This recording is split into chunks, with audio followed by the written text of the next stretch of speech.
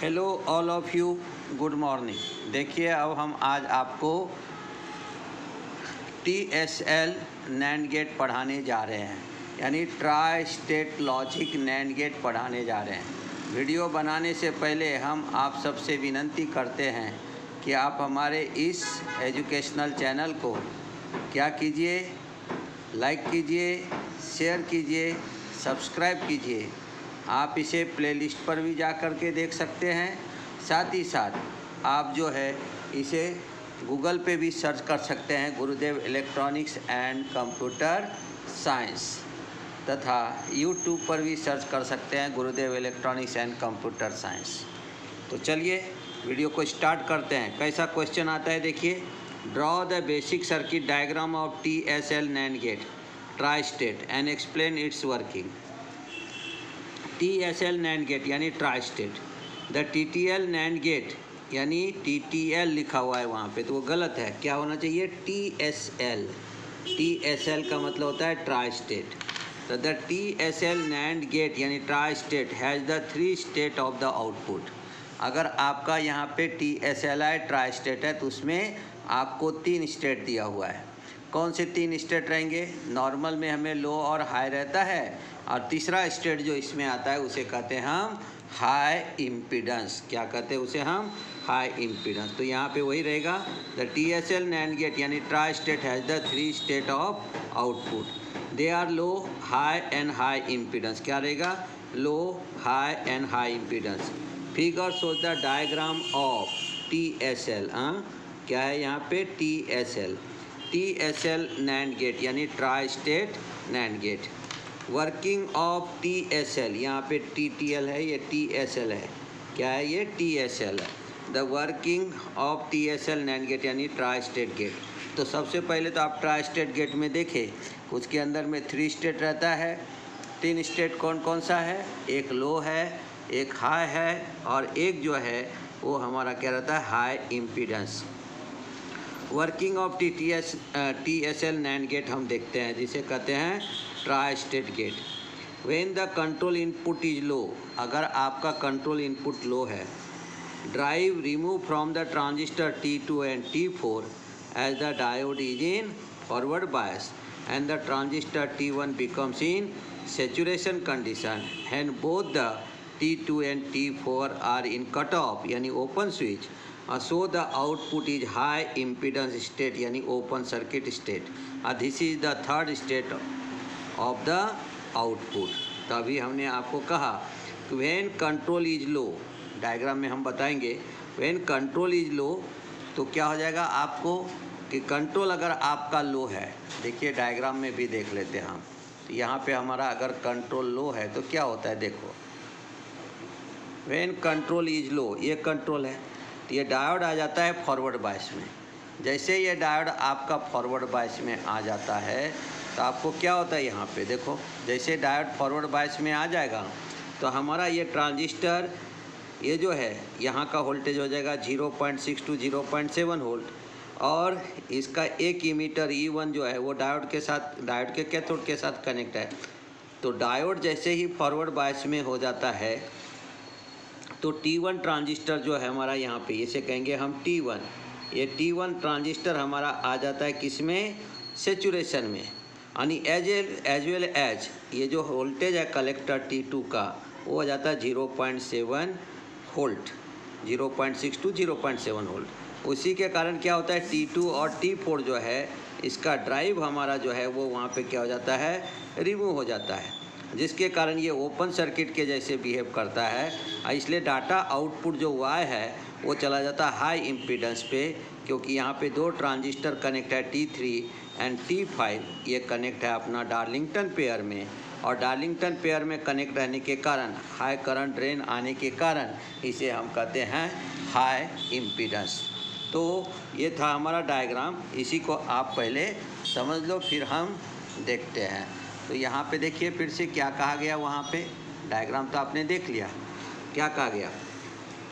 When the control is low, drive is remove from the transistor T2 and T4 as the diode is in forward bias and transistor T1 becomes in saturation Hence both the T2 and T4 are in cut off, यानी वो किस में रहेगा, open circuit में. So the output is in high impedance state, यानी open circuit state. This is the third state of the output, इसलिए उसको हम third state of the output कहते हैं. When control is high, output is 0 और 1 depending upon the data input A and B.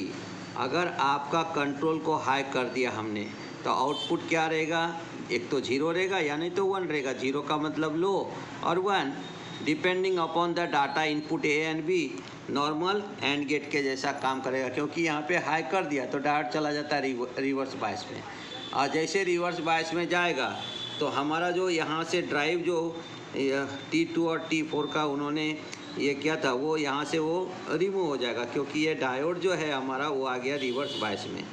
और जो working होगा वो नैंड के जैसा होगा, ए और बी इनपुट के हिसाब से. इसलिए दिया गया है कि व्हेन आइदर ए और B is low, both are low, the base of transistor T1 pull up to the 0.7 volt. ये हो गया फर्स्ट ट्रांजिस्टर T1 का 0.7 volt. Hence T1 saturate and base voltage of T2 almost at ground, यानी 0 volt. So the T2 is cut off condition. Under this condition, T3 and T5 acts like an emitter follower, while T4 is cut off. Therefore, output is high. That is y is equal to 1. क्या दिया, अब इस point को आप diagram के साथ में ही समझो. देखो ये डायग्राम है आपका. अब क्या दिया हमने यहाँ पे, क्या कहा हमने कि when control is high, control को जो अगर मैंने, ये कंट्रोल है हमारा, इसको अगर 1 कर देंगे यानी इसका मतलब हाई कर देंगे. अगर 1 कर दिया हमने, यहाँ पे 1 दिया तो पॉजिटिव देंगे तो डायोड चला गया रिवर्स बायस में, तो ये हाई हो गया. अगर हाई हो गया तो हमारा जो आउटपुट है वो डिपेंड करेगा ए और बी इनपुट पे, और ए बी इनपुट पे डिपेंड करेगा कि आउटपुट 0 है या 1 है. अब जैसे हमने इसको 1 दे दिया तो यहाँ से तो ड्राइव रिमूव हो गया. अब यहाँ पे क्या हो जाएगा कि हमारा ऑपरेशन रहेगा ए और बी पे. इसलिए अगर आप ए और बी दोनों को अगर 0 देंगे, जैसे हमने नैंड गेट में पढ़ा था, when A and B both are 0, either A 0 B 0, transistor T1 becomes in saturation condition. Why? So both the emitter to base junction becomes in forward bias. So the base voltage pull up to the 0.7 volt. 0.7 volt पे आने के कारण transistor हो गया saturation में. Thus the collector voltage of transistor T1 almost 0. Therefore transistor T2 becomes in cutoff condition. T4 also becomes in cutoff condition. T3 and T5 connected in Darlington pair, that just like a emitter follower circuit. Output Y pull up to the positive VCC. Output Y is equal to क्या हो जाएगा हमारा 1. इसी को एक sentences में कहा गया. कैसे कहा गया? when control is high, output is 0 and 1 depending upon the data input A and B. फिर क्या दिया गया?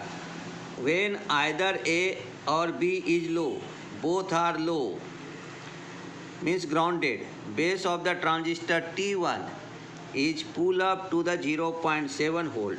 Hence T1 saturate and the base voltage of T2 is almost at ground, यानी ये हो गया हमारा 0 वोल्ट यहाँ का. So T2 is cut off condition. Under this condition T3 and T5, ये T3 और T5 acts like a emitter follower. ये emitter follower के जैसा काम करेगा क्योंकि वो डार्लिंगटन पेयर में कनेक्ट है, तो just like a emitter follower. While T4 is cut off, therefore output is high. Output हो जाएगा हमारा high, that is Y is equal to 1. When both the A and B is high, emitter diode of T1 stop conducting, है ना. अब देखो, both the A and B is high, emitter diode of T1 stop conducting, while the collector diode is conduct.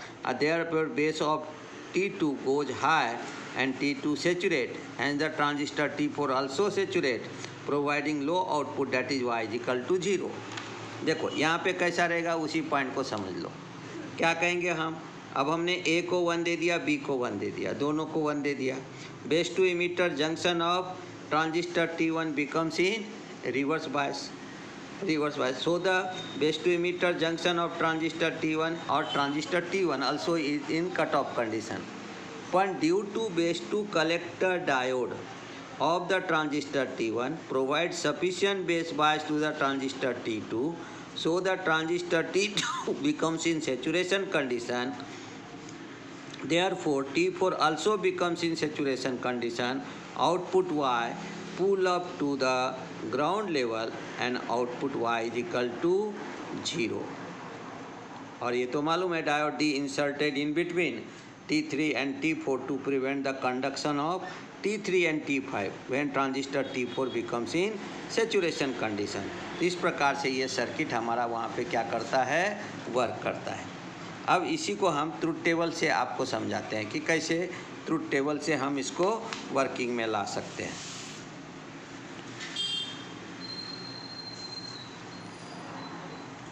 देखिए हमने दिया है truth table of TSL NAND gate. क्या कहेंगे इसके अंदर में, देखो कंट्रोल इज 0. अब आपको ध्यान में आ गया कि जैसे कंट्रोल को हमने 0 दिया, फिर से देखिए यहाँ डायग्राम में, अगर कंट्रोल को मैंने 0 दिया, यहाँ पे 0 देने के साथ ही डायोड आ गया फॉरवर्ड बायस में. ये वोल्टेज हो गया 0.6 to 0.7. ये तो कलेक्टर लोड है, उसको ये वोल्टेज है तो वो तो इसको ड्राइव करेगा लेकिन इधर नहीं करेगा. और सेम टाइम में ये इमीटर हो गया यहाँ पे, तो क्या कहेंगे T1 becomes in saturation condition.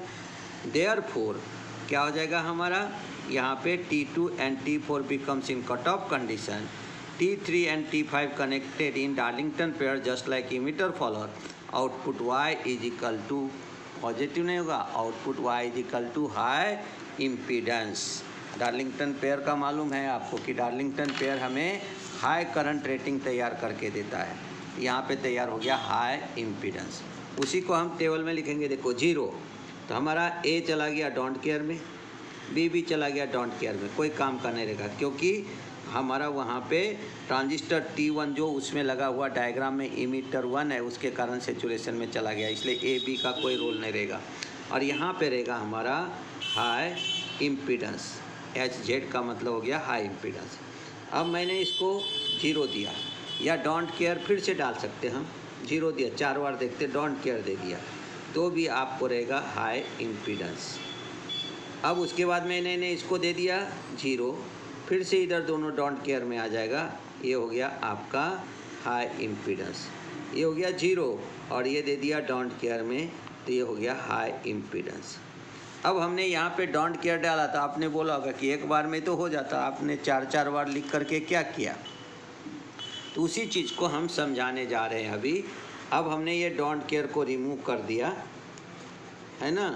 अब ये रिमूव करके हम आपको समझाते हैं. एक बार डोंट केयर लिखता तो भी चलता था, लेकिन हम उसको टेबल के हिसाब से गए. जैसे A B को दिया 0 0 तो भी मिलेगा हाई इम्पीडेंस. अब देंगे 0 1 तो भी मिलेगा हाई इम्पीडेंस क्योंकि कंट्रोल 0 है. फिर देंगे हम 1 0 तो भी हाई इम्पीडेंस, 1 1 तो भी हाई इम्पीडेंस. ये बाइनरी सीक्वेंस से हमने आपको ट्रुथ टेबल बना करके दिया. अब इसमें क्या हो जाएगा, ये तो हमारा हाई इम्पीडेंस का पार्ट आ गया आपके सामने. अब हमें क्या करना है, इसी में देखेंगे कि अगर हमने कंट्रोल इनपुट को 1 दे दिया, जैसे 1 देंगे तो ये चला गया रिवर्स बायस में. तो इसको देंगे हम 0 0 तो आपका आउटपुट आ जाएगा 0. अब इसको दिया 1, अब देंगे 0 1 तो हमारा आउटपुट आ गया. यहाँ पे क्या आ जाएगा, यहाँ पे आ जाएगा आउटपुट हमारा, ये 0 नहीं आएगा, आउटपुट आएगा 0 0, ये आउटपुट आ जाएगा 1, यहाँ भी आउटपुट आ जाएगा 1. फिर हमने 1 दिया, अब आएगा 1 0 तो भी हमारा आउटपुट आएगा 1. इसी को हमने आपको बताया था कि when control input is 1 diode becomes in reverse bias. Working depend upon the A and B input. अब क्या कहेंगे, if A is 0 B is 0, either A 0 or B 0, transistor T1 becomes in saturation condition. Due to base to emitter junction becomes in forward bias, base voltage pull up to the 0.7 volt So the transistor becomes in saturation condition, collector voltage almost zero. Diagram को ध्यान में रखो, collector voltage almost zero. So the transistor T2 and T4 becomes in cutoff condition. T3 and T5 connected in Darlington pair. Therefore output Y pull up to the positive VCC. So the output Y is equal to 1 और इसलिए ये तीनों बार 1 आ गया। अब हमने control को दे दिया 1 और यहाँ पे दे देंगे हम 1 1। अब क्या हो गया, कंट्रोल भी 1 है और हमारा A और B 1 है। Therefore base to emitter junction of transistor T1 becomes in reverse bias. Therefore transistor T1 becomes in cutoff condition. But due to base to collector diode of transistor T1 provides sufficient base bias to the T2. T2 becomes in saturation condition. T4 also becomes in saturation condition. Output Y pull up to the ground level. Output Y is equal to 0. Last वाला point ध्यान में रखना है, diode D inserted in between T3 and T4 to prevent the conduction of T3 and T5 when transistor T4 becomes in saturation condition. तो ये सब चीज़ें को हमें ध्यान में रख करके हम यहाँ पे बनाते हैं TSL NAND गेट। तो इस प्रकार से आपको NAND गेट का ही ट्रुथ टेबल ध्यान में रखना है। अब ये जो पूरे पार्ट है, ये पूरे पार्ट, इसको आप ऐसा भी लिख सकते हो या नहीं तो आप केवल एक बार 0 लिखोगे और डोंट केयर डाल करके आप उसको लिख सकते हो। जैसे ये टेबल हमने पूरा बता दिया है, आप 0 और डोंट केयर डाल करके भी आप टेबल बना सकते हो। तो इस प्रकार से हमारा क्या रहता है, ये हमारा वर्क करता है। आपको कौन, तो TSL इन्वर्टर। तो ये था हमारा, सॉरी TSL इन्वर्टर बोल दिया, सॉरी TSL NAND गेट। तो अगर वीडियो आपको पसंद आए तो आप इसे लाइक करें, शेयर करें, सब्सक्राइब करें। धन्यवाद। कल मिलते हैं हम आपको कंसेप्ट ऑफ CMOS IC। तो कंसेप्ट ऑफ CMOS IC पढ़ेंगे। अभी TTL के हमने सब चीज़ें आपको पढ़ा दिया है। तो धन्यवाद, मिलते हैं कल नए वीडियो के साथ।